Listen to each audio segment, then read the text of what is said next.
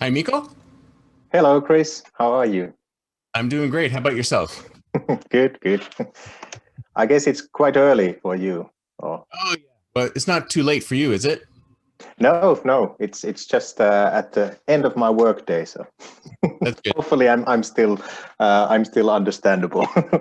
Yeah, no, no, yeah, that's fine. I'm usually up at 5 a.m. That's one of the downsides of living in California is that everybody Mm, else seems to be up about early after you. So yeah. that's good to hear. And yeah, I guess it's the end of your day. Well, I used to work for Symbio, Finnish company, so Yeah. I'm totally familiar with hanging out with you guys. So Yeah. unfortunately, I never got the chance to go to Oulu, even though they threatened to send me a number of times. That's too bad. I hear it's beautiful there. Yeah, yeah. And this year it's beautiful also in the more southern Finland because we actually have snow now also in I live in Tampere, which is about 200 kilometers up north from Helsinki, but Mhm. so quite in the middle part. But yeah, so now we have snow and this we have more light than usual. Nice, fantastic. Well, Tampere was another place that they were planning on sending Mhm. me to. It's like, oh, we're going to send you to Tampere. You're going Uh, to tour all the offices, and then it never happened, unfortunately. So that's okay. All good. yeah, too bad. So why don't you tell me a little bit about yourself and your organization and what you're all about? Okay, yeah. So I work at the Finnish Innovation Fund, Sitra. Um, it's a quite a unique organization, I would say. It was originally a gift for Finland. So the Finnish Parliament gave this kind of gift, this innovation fund, when Finland turned 50 years old. So that was in 1967. And Ah, mission then was to ensure that Finland remains prosperous also in the future. And this is actually the well-being of Finland is also the mission now. So, but we are doing it pretty differently than we did 50 years ago. So back in the day, it was more about research and development, and then it was in the 80s, it was more about venture capital, and now from 2000 onwards, it's been more of a systemic change agent than future house or kind of a interesting. um, so we work with circular economy, with data economy, with all sorts of things. But one thing that is crucial to our to Sitra is foresight work. So we need to know what is or kind of have our sensors out in the future to know what are the changes now, what are the things bubbling under, etc. So this is where I work. So I work as a leading foresight specialist there at Sitra. And my work includes looking at megatrends. We just published last year our megatrend update to our megatrend material. Also, we actually did a COVID update in September. Then Mhm. um, I also look at weak signals, do horizon scanning.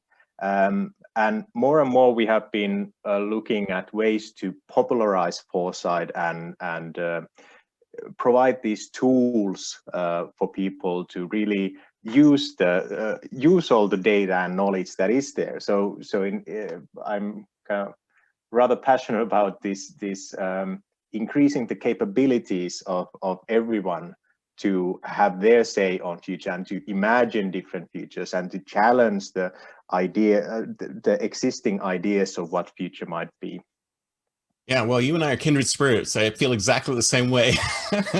Well, I've done work with the IFTF for about over 10 years now. So I guess it's a similar organization, but the IFTF is private, and you Mhm. guys are attached to the Finnish government. Is that correct? Yeah, yeah. We are independent in the sense that we are a fund. We operate on the kind of returns on the endowment capital and the capital investments. So we don't need budget money, and this is Mm. this is a key aspect of our independence. We also don't take money, so we can't be both in that sense. and yeah, we are independent in every way, and this gives a, but because we are operate under the parliament, or attached to it, so that gives us a kind of mandate to have a say on things, and also a kind of responsibility to have a say on the crucial things regarding the future of Finland. Fantastic. So how do you work though? Are you contracted by private industry, or do you only consult with the government? How do you operate? We work with everybody, but we have our own kind of projects, and they are kind of we don't do contract work in that sense. So, but we kind of identify the key gaps in society that, okay, here is a thing that nobody is doing that should really be done. For example, back in the I don't know, 10 years ago, ancient history when it comes to yeah, the internet, right? Yeah, we started the work on circular economy, for example, trying to kind of popularize it, bring it to companies, work with legislators, work with also with schools to bring it to as part of the curriculum, etc. Now we actually a bit moving even away from circular economy. We still have some things around it, but this is the way we operate, that we identify a gap or a thing that needs to be done, see that, okay, is anybody doing something around it?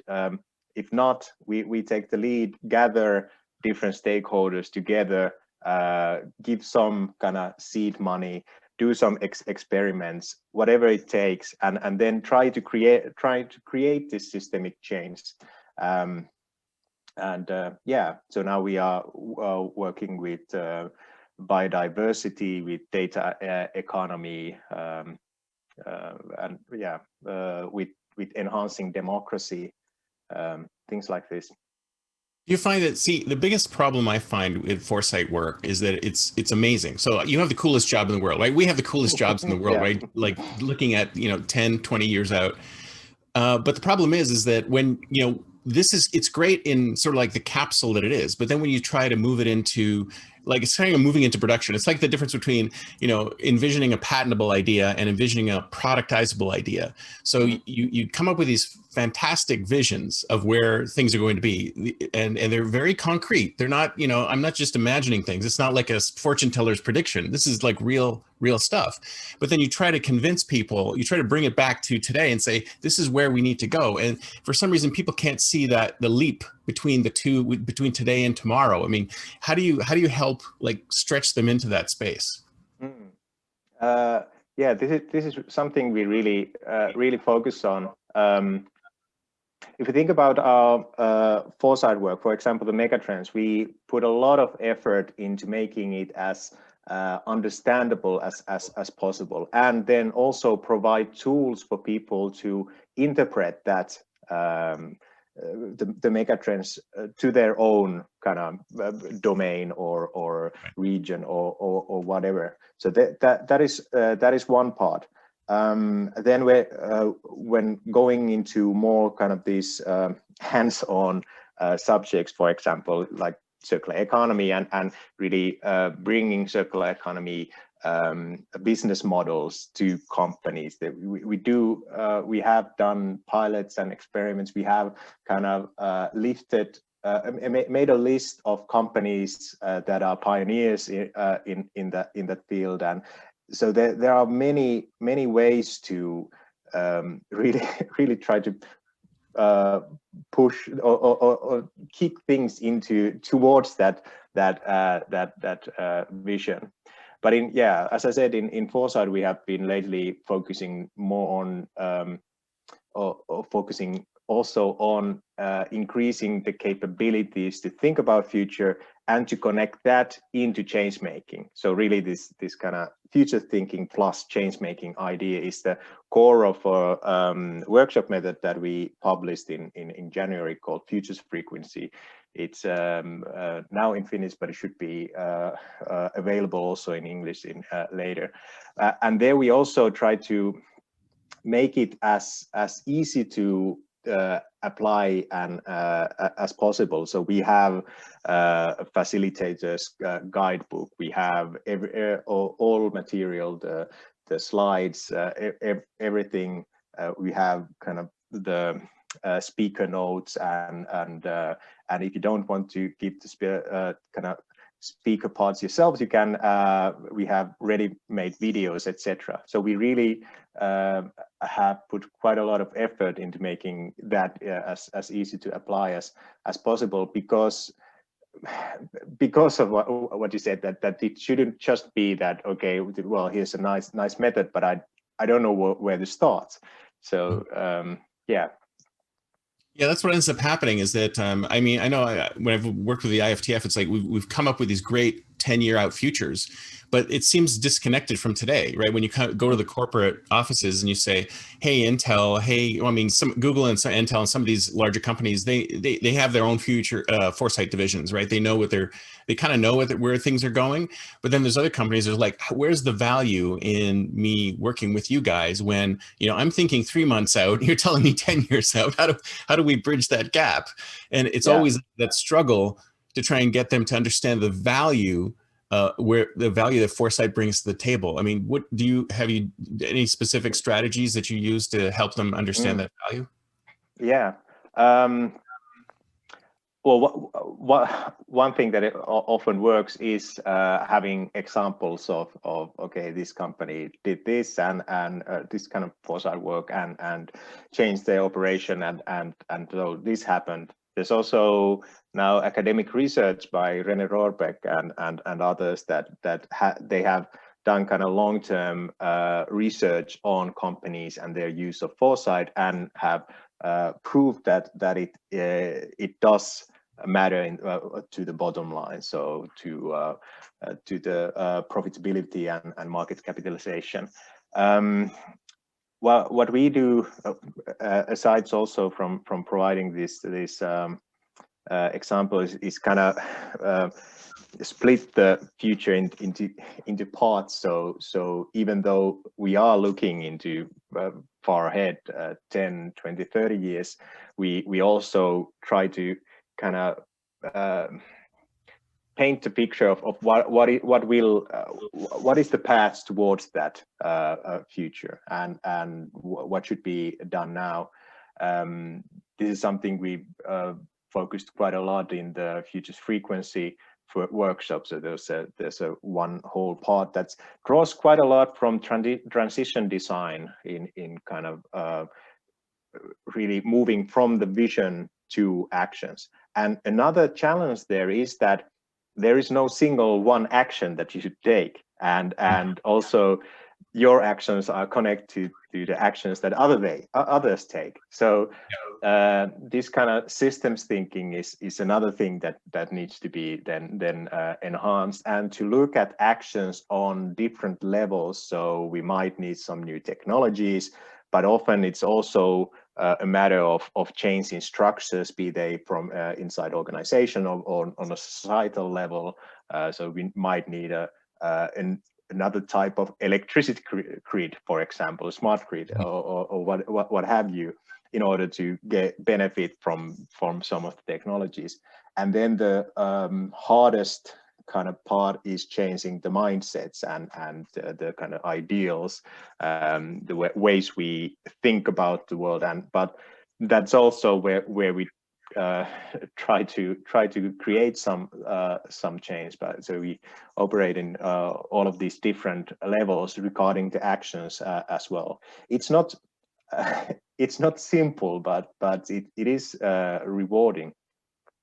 Yeah, I find that it's not the technology that's the hard part. It's the mindset changing that's the hardest part. I think human beings are they seem so inflexible sometimes when you're trying to present these ideas and you go, it's like, to me, it's obvious that this is the way things are going. You look at the trends, the signals, everything seems to be tending in that direction. I mean, so for example, something like Amazon Go, I think I did a report on something similar to that. I called it seamless commerce, probably about 5 or 6 years before it became real. And I was presenting that to Walmart, and they're like, "Oh, that's never going to happen." And I'm like, "Wait a minute." Yeah. Hello. Well, yeah. It's obvious to me, but I guess you got. It's hard for me to suggest it because, like I said, everyone's looking forward like 3 months. They can't see, where they go. So pushing that to them is a challenge. One thing that I've been really excited about during last few years is are all these kind of examples of these experiential futures, and really kind of trying to experience the future in the present.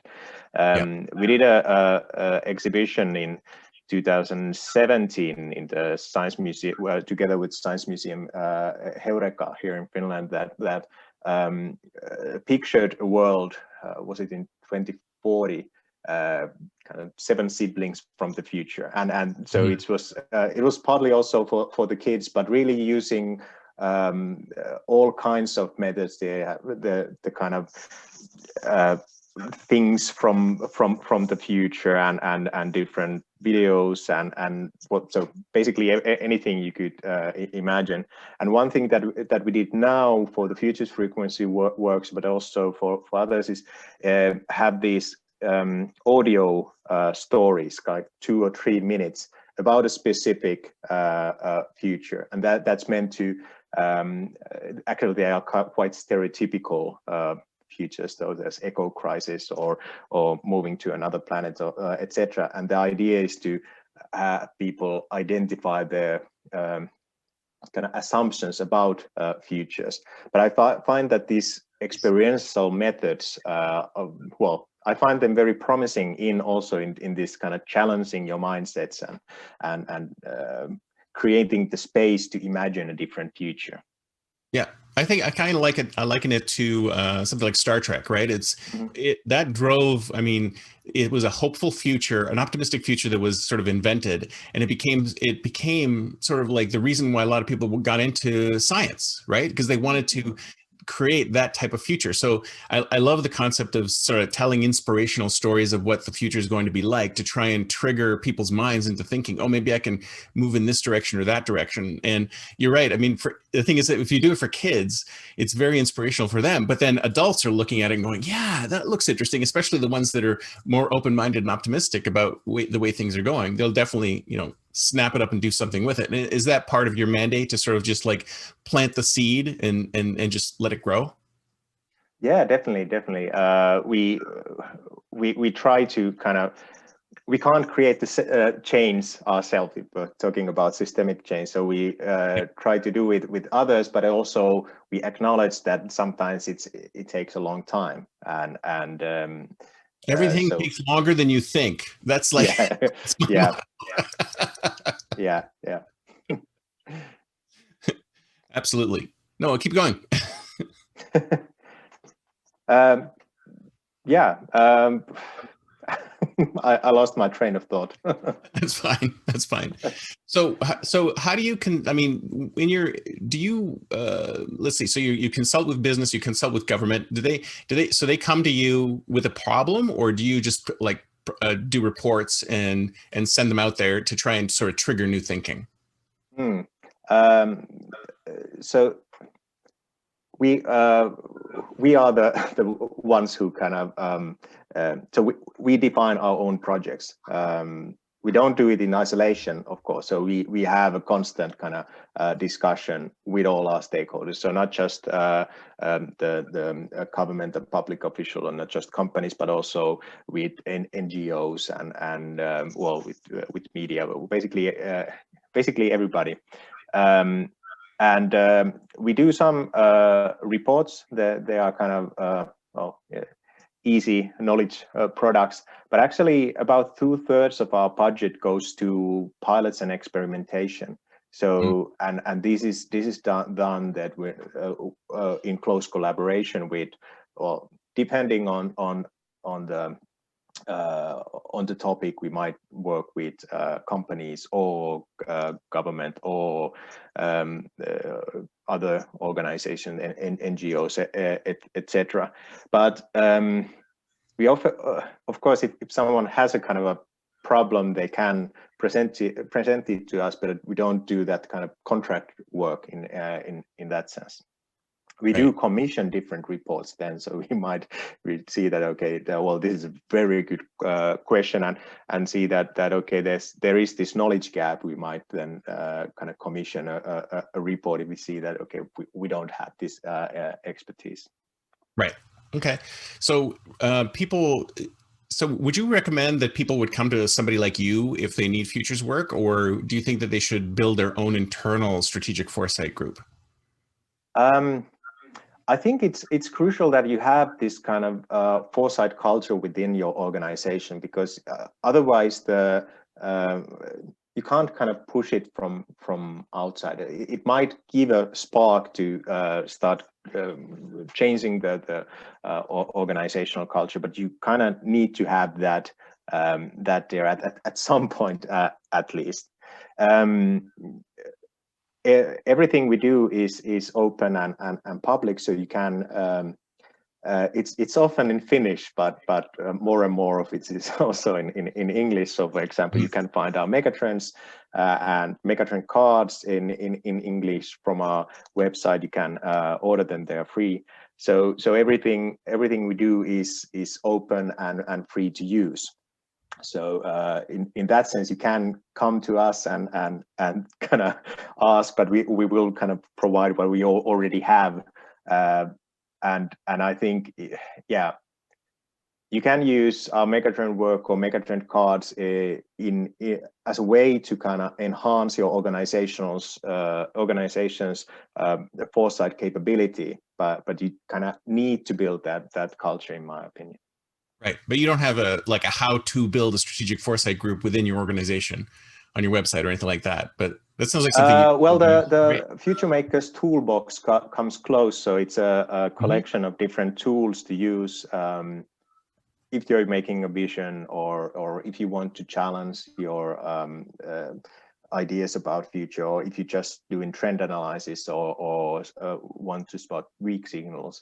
We also now have a couple of these more experiential foresight methods there as well.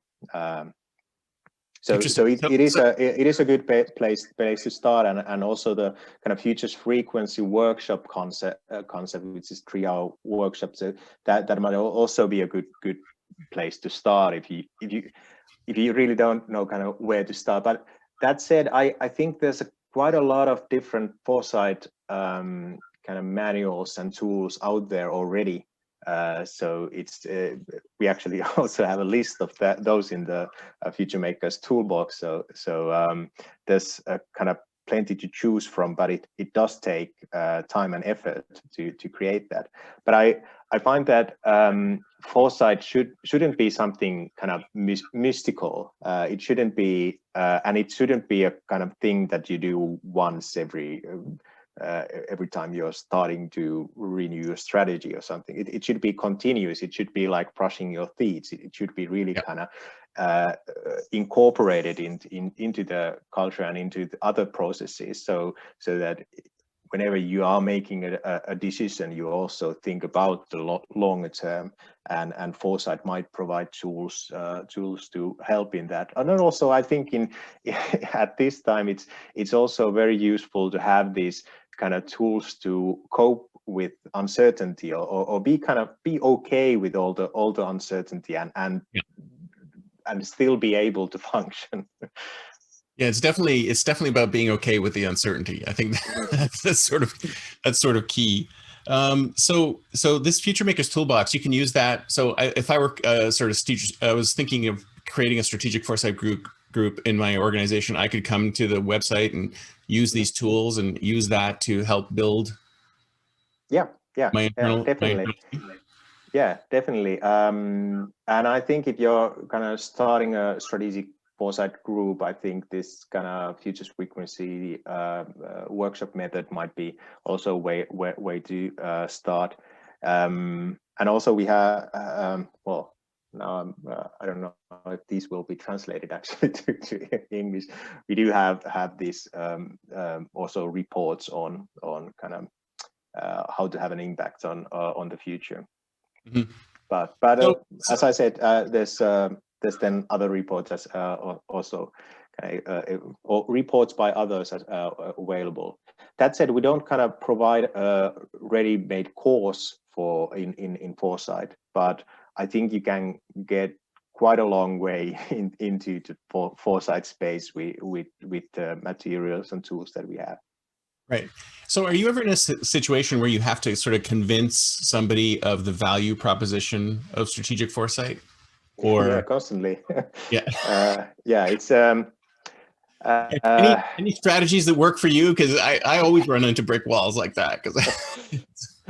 Yeah, I like the kind of this categorization that Andy Hines has done in one of his articles, that there are, when it comes to foresight, there are people who get it or don't get it, and then there are people who are pragmatists or idealists. So if you have a person who gets it and is an idealist, it's a kind of a you're kind of preaching to the choir. They're on your side. And if it's a and if people are pragmatists, you can kind of and do get it. They can be a kind of bridge builders between those pragmatists who don't get it, and they're any kind of examples usually work quite well. So I often use examples. I also refer to the research by Rohrbeck in some cases. That works for people who like numbers and data. But examples and stories work for then some other people. But in this kind of pragmatist, idealist, and people who get it and don't get it, there's also the people who don't get it and are idealists, which I think Andy Hines called vultures. That they no matter what you do, there will always be people who just don't get it and don't want to get it, and that's okay. It's we do have different ways to approach futures, and luckily those are often a minority in many organizations. Usually the organization, well, they are, these vultures are majority. I don't think they will kind of survive for that long. Yeah. Well, if you talk about strategic groups or innovation groups, they understand. But then when you get out of that space, then they're kind of like, I've had a lot of luck with backcasting, right? Where you say, okay, this is, here's where we're going to be in 10 years, and it's like, and they'll say, so what? And you'll be like, well, okay, let's use that and backcast to 5 years. Let's backcast to 2 years. And I've had a lot of successful exercises where you start with that initial foresight, and then you go back to today, or you go back to next year, and they go, okay, now I know what I need to do. And it's almost like you're in one place in the forest, and they're in a different place in the forest, and you've hacked your way over to them, and they're like, oh, I can see the light. yeah, definitely. I have the similar experience with backcasting. And you can also another thing that I found useful is kind of connected to that is to use like headlines from the future, something to bring it more, to make it more concrete, and so then it's even easier to kind of grasp that, okay, what what is this all about? Another thing that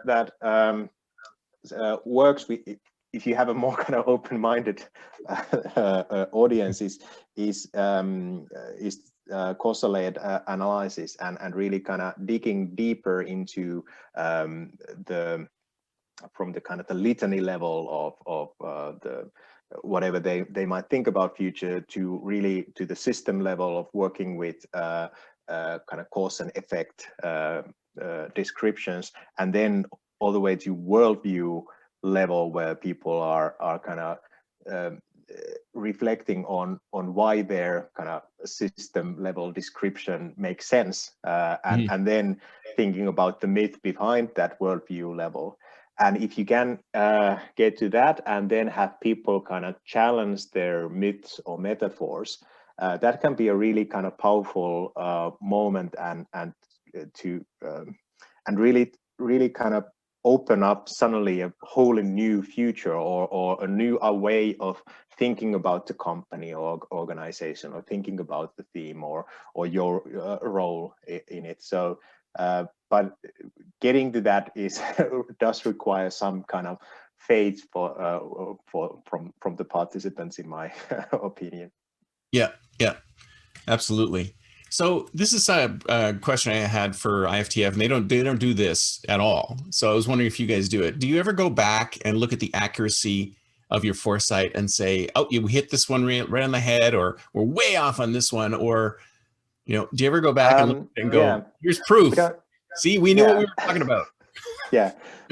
We don't do predictions, so we can't kind of test the accuracy Oh in yeah, that sense. you're cheating. But You're cheating.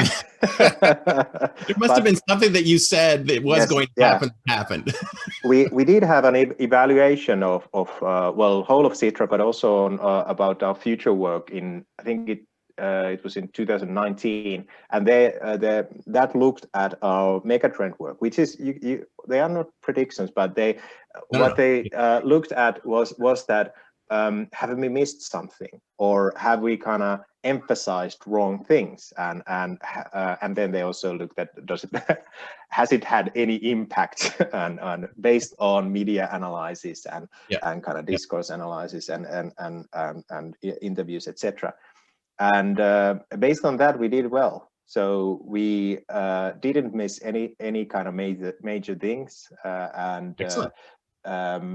and did emphasize the right things, did have a influence on some kind of key topics that we were working on sharing economy, circular economy. Actually, the weak signals work was also something that we really emphasized, that we need to look at surprises and discontinuities, and this was published in 2019. So we didn't talk about pandemics in well, they were part of that, but we didn't have that those kind of scenarios that now many Foresight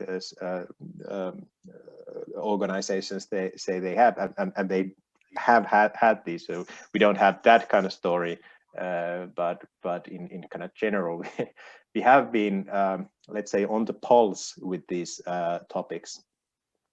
Oh, excellent. So you have shown sort of proven foresight ability, where you've been able to go back and say, here are some of the things that we talked about, and see how they're coming true. Yeah, definitely. In a certain way. Yeah. Very cool. So you have done that sort of thing. So I think a lot of times when we talk about signals, we just throw a bunch of signals out there, and especially when you're talking to people who are not don't understand the value of these things. They go like, well, you've just given me a whole bunch of stuff, and I don't necessarily know how this is going to turn into anything. So how do you put these things together to come up with these megatrends? I mean, yeah. Well, there's kind of two levels here. We did our weak signals report, and this was the starting point was basically what you said, a whole bunch of signals, and I use different ways to categorize them, the best and others, and also kind of read free thematic descriptions but we did have these workshops where we interpreted that what could these signals mean, and then we put it all into a report where there are still kind of some signals as kind of example, but then there's our kind of interpretation of that. Okay, this could mean this and this and this, and what about this, and what if this? So it's kind of filled with these kind of questions. But the point of the report was to open up new kind of alternative futures. But it does include quite a lot of this kind of analysis and interpretation based on the signals. But then when it comes to megatrends, we have emphasized more the kind of the big picture, that we actually have only kind of 5 themes, so we don't have a long list. We do have in our megatrend cards, there are I think 50 trends and tensions listed, but kind of the what you first see is this overall picture of 5 key themes and the tensions between these changes. And we put quite a lot of effort into kind of the wording and what things we choose in that, and also that's based on literature review. It's based on workshops within Sitra. It's based on a questionnaire, etc. So there's quite a lot of this analysis and synthesizing work behind that one picture then. And then then there's a report that kind of opens up the picture. But another thing that we did there was this more focus on tension. So what I found in many kind of trend analysis was that there's a focus on trends, that okay, this is changing and this is changing, etc. Yeah. But what we did was also to look at, okay, if this is changing and this is changing, how do they interact? Are they moving in the same direction, so to speak, or is there a kind of tension? Because in these tensions, I find that there are many kind of good ways to have an effect on the future and to have an impact, and there are many kind of questions to ask inside these kind of tensions. Mm-hmm. Interesting. So do you do that internally then, or do you do that within the workshops, where you just like present the weak signals and say, okay, I think these are going to be more important than others? It's a kind of mix of both, but the workshops that we used in the trend analysis was Sitra internal workshops. So in that sense, it's an internal work. Also, when I had the first draft of the report, I put it to everyone at Sitra to comment on. I didn't quite realize that how eager people are to comment. I had like 400 comments plus all the kind of stylized stylistic comments, like there's a comment missing, etc. But 400 like really actual. I love the fact comments. that Finns are not shy when it comes to comments. Yeah. I had the yeah, exactly. So, but it was, I mean, it was so good to have that many comments, because it means that the report has went through quite a lot of eyes before it was published, and we have seen it in the kind of response that we had. So it's kind of solid piece, but it really is a kind of joint effort in that sense, even though I have the kind of author name and in the report. No, I remember doing something very similar when I worked for Symbio, and I did an internal blog post to the organization, and I've never had so much engagement. It's unbelievable. It's like, I am so glad you guys are so passionate about this to want to comment on it. So it's great. It's great. So one of the things that I always say is everything that is envisioned to happen will happen. We just don't know when. How do you do a better job of figuring out when these things are going to happen? One thing that we emphasize is that you can have an influence on the when, and if this is something kind of really important to you, you really kind of need to do the backcasting and need to do the kind of, because with backcasting basically get to when, and if all goes well. Another thing that we've emphasized now is this kind of uncertainty, that it's crucial to make plans, but we should be really humble about them and really kind of ready to adapt them. So the question of when hasn't risen that much because of these kind of emphasis. So and because we are not kind of making predictions, and I think it's more than I find that it's more related to planning.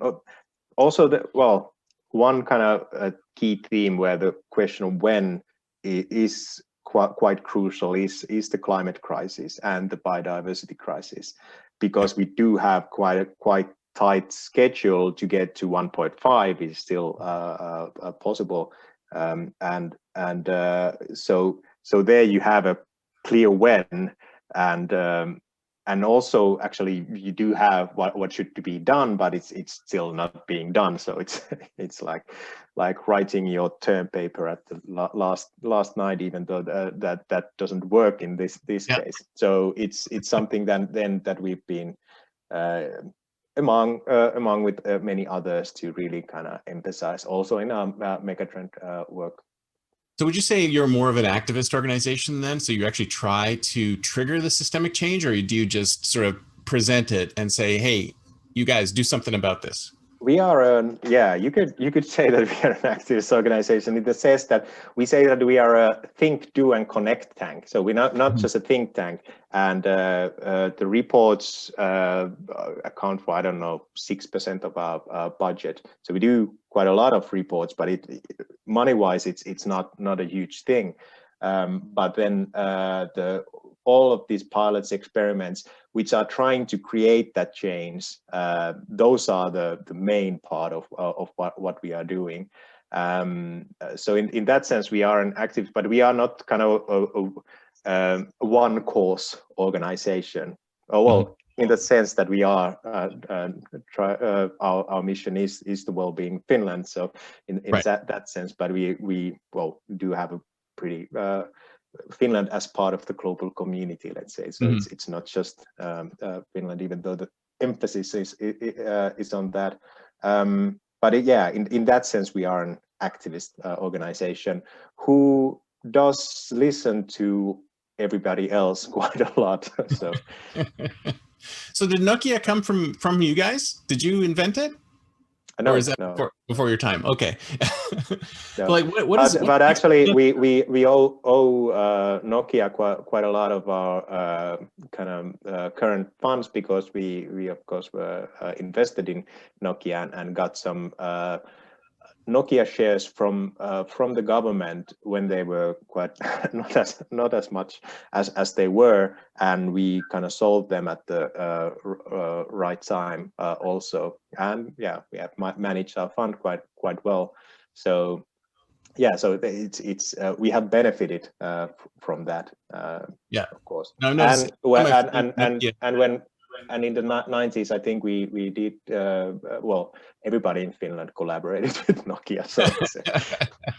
Well, I noticed the Nokia diaspora, like everybody who worked at Nokia has like created all these fantastic organizations all over the place. Whenever I see somebody from Nokia on stage talking about their startup, I'm like, man, that guy's smart. It's like the PayPal mafia, but like way bigger, because there's so many more of them, and just the ideas that are coming out are just fantastic. So are you also sort of tapped to figure out where Finland is going next? We do have a vision for Finland. So I think you could use it to other countries as well. It's the next era of well-being, so which draws heavily on megatrends and kind of offers kind of solution to some of the challenges that the megatrends present. So and we are actively trying to then fulfill that vision, or move Finland towards that kind of direction. And there are things like having an economy that actually fits the planet. So circular economy is one, climate solutions are one part of it. Then this idea of lifelong learning and social well-being, and all of these kind of working democracy, kind of enhancing democracy, all of these kind of things are in the vision. They are also in as a part of what we are doing now. Fantastic. So it's Foresight on the fly time. So what do you tell me, where do you think things are going to be in 2031? Okay. Go for it. So in 10 years, globally or in Finland, or?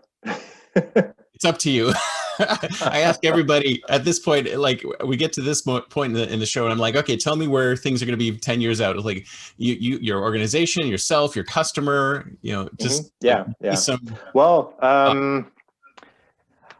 There are, of course, many futures, but if I choose one kind of optimistic vision of the future, which is, I think, really kind of possible, is that I think in 10 years, we are quite long in our kind of transformation, this kind of ecological reconstruction, if you will, which means that we get rid of fossil fuels, we get rid of resource overconsumption. So in 10 years, circular economy will be the norm. So we are not talking about circular economy because it just is the way to do things. There is kind of no waste in that in that sense. We are not using any fossil fuels. We are using bio-based. We are using renewable energy. Our traffic or mobility is kind of based on electricity and I don't know, mobility as a service probably will play a part in that as well. We have more time to kind of just be, and we have realized the importance of just being and being in nature and being with one another. I'm feeling especially optimistic now, so I'm gonna say that in 10 years we have also learned how to kind of communicate in social media without. Oh, that would be great. in a kind of civilized manner, because I think in that sense there we are just also in the really kind of in the kind of taking baby steps. We are really in the beginning of this kind of new media, and we don't really know how to use it or how to behave in digital environments. And I hope in 10 years time we will know how to do that. Yeah, it's interesting you should mention that, because it's kind of like because we're separated, because we're not in the same place, people feel that they can be more, I don't know, honest, open, like less tactful. I don't know what it is. Like, yeah, I think that's a huge problem that we need to deal with. So actually, speaking of that, if you were to say, like, based on what you just said, if there was like a big problem, what's the biggest problem? Like, if any startup founders are watching this show, what's the biggest problem you think that we need to deal with right away? Like the first thing that they like, if I was thinking, I want to come up with something, I want to build a startup, what should I do? Like, what area should I be in? Yeah, I think the kind of the existential question is the ecological crisis. So climate change and biodiversity loss. There are quite a lot happening also already with regards to climate solutions. So I would probably advise a startup to look into biodiversity, kind of enhancing biodiversity, restoring different ecosystems, really kind of looking into other kind of solutions, other market opportunities there, because I'm sure that will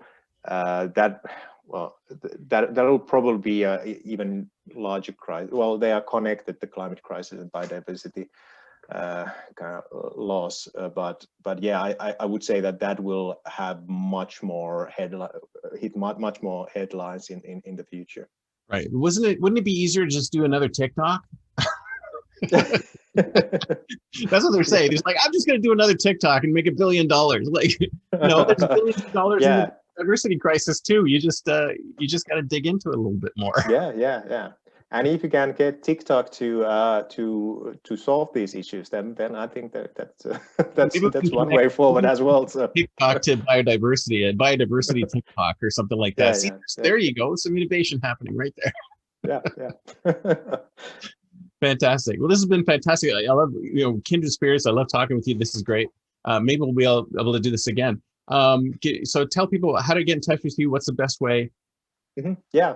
So I think the easiest way is to check out our website. So sitra.fi. You can find the megatrends on sitra.fi/megatrends. You can find week singles on sitra.fi/week singles. Yeah. So there you can find all the material. You can also find my contact information. Feel free to send me an email. You can find me on Twitter with the handle @mduva. and LinkedIn and what have you. So fantastic. yeah, Well, yeah. I'll post all your information in the show notes, and then people can get in touch with you. But this has been great. Thank you very much. It was great talking with you. Yeah, great Have a talking good one. with you. I always enjoy talking about my favorite subjects, which is the futures. Me too. Love it. Yeah. Thank you so Okay. much. Talk to you Bye. later. Bye.